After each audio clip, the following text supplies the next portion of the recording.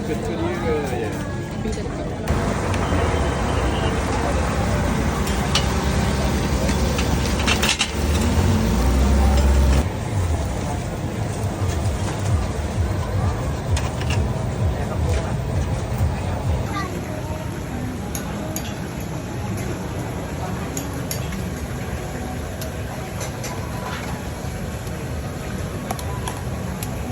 Macam ni berapa? RM5 satu. RM5, satu RM1 lah Tak apa.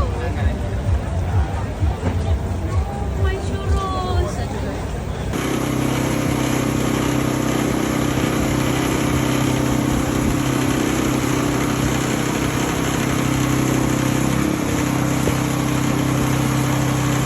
Macam ni berapa ringgit? Lapan. Lapan.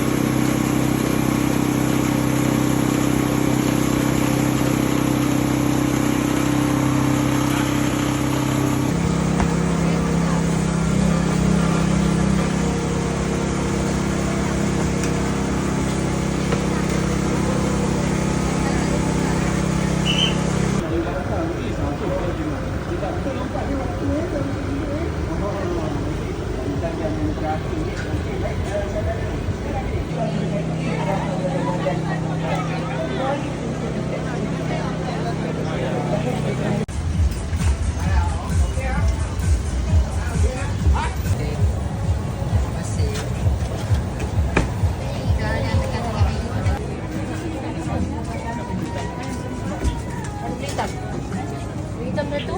Hitam satu eh. Kakak dapat.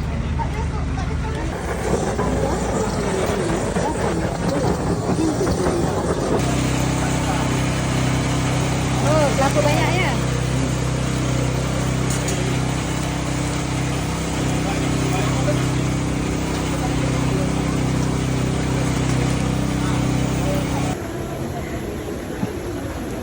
Besar lagi ni udang. Besar. RM10. Abang,